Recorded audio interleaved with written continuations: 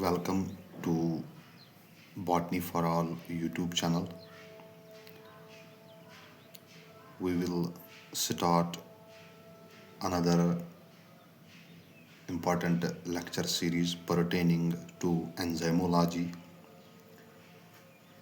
Most of you may be familiar with the term enzyme.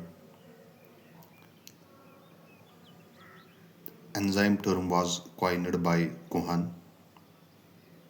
Enzymes are biocatalysts or biological catalysts.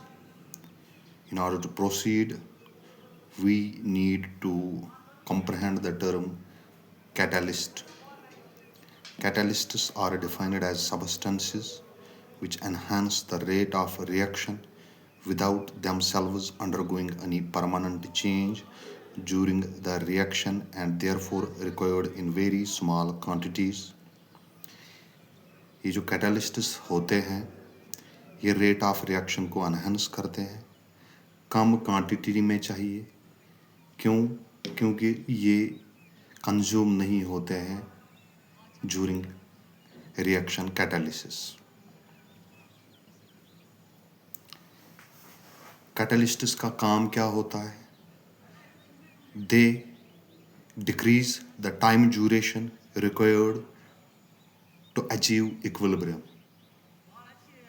Time duration equilibrium attain करने के लिए ये कम करते हैं, but we need to note this point, they do not disturb the equilibrium.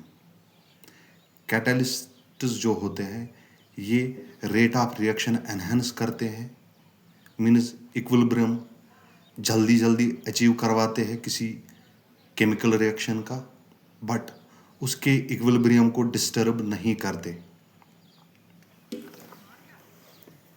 अब कुछ differences जो हमारे बायोकैटलिस्ट्स दैट इज एंजाइम्स को डिफरेंशिएट करती है केमिकल कैटलिस्ट से या रूटीन कैटलिस्ट से जो केमिकल रिएक्शंस में यूज़ किए जाते हैं।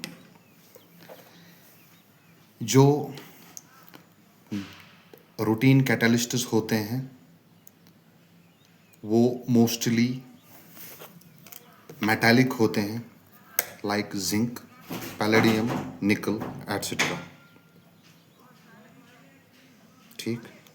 और ये जो हमारे बायोकैटलिस्ट्स होते हैं जिनको हम एंजाइम्स बोलते हैं ये मोस्टली प्रोटीन्स हो सकते हैं, कभी कभार ये आरएनए भी हो सकता है जिनको हम राइबोजाइम्स बोलते हैं। ठीक। ये जो रूटीन कैटलिस्ट्स होते हैं जो केमिस्ट्री में यूज़ किए जाते हैं they are non specific towards their substrate that is towards reactants, they are non specific. But जो एंजाइमेटिक कैटलिस्ट्स होते हैं वो होते हैं substrate specific as well as stereo specific. एक तो वो सबस्ट्रेट के रिलेटेड स्पेसिफिक होते हैं और स्ट्रक्चरल स्पेसिफिसिटी दिखाते हैं। फॉर एग्जांपल किसी रिएक्शन में हमें पार्टिसिपेट करता है डी ग्लूकोज और किसी रिएक्शन में हमारा कोई सबस्ट्रेट है एल ग्लूकोज।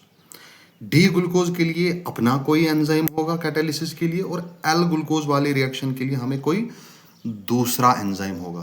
क्यों? डी ग्लूकोज का अपना एब्सोल्यूट स्ट्रक्चर है और एल ग्लूकोज का हमारा अपना एब्सोल्यूट स्ट्रक्चर है। उनके एंजाइम्स भी क्या होंगे? वो भी स्टीरियो स्पेसिफिक होंगे, मीन्स पर्टिकुलर स्ट्रक्चर को वो रिकॉग्नाइज करते होंगे और पर्टिकुलर स्ट्रक्चर को ही रिकॉग्नाइज करने के बाद कैटालिसिस में काम करते होंगे। ठीक। और दूसरी डिफरेंस, एक और डिफरेंस क्या है? Inhibitors to routine catalysts are also non specific. जो केमिस्ट्री में जो हम लैब में कैटलिस्ट्स यूज करते हैं उनके रिलेटेड जब हम उनके रिगार्डिंग हम जब इनहिबिटर्स यूज करते हैं वो भी क्या होते हैं? नॉन स्पेसिफिक होते हैं। जनरली वो चीलेटर्स होते हैं। चीलेटर्स आपको पता ही होगा, वो सबस्टेंसेस जो मेटल आयन्स को न्यूट्रलाइज करते हैं, मीन्स एक किस्म का प्रेसिपिटेट करते हैं, ठीक।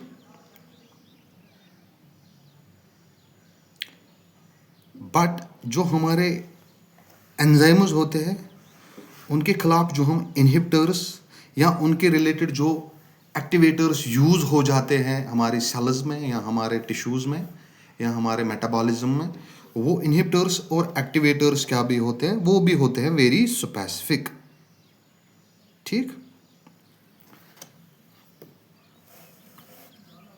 एक और डिफरेंस, जो रूटीन कैटलिस्ट्स होते हैं, effect of temperature, pH and solvent on routine catalysts is minimal, ठीक।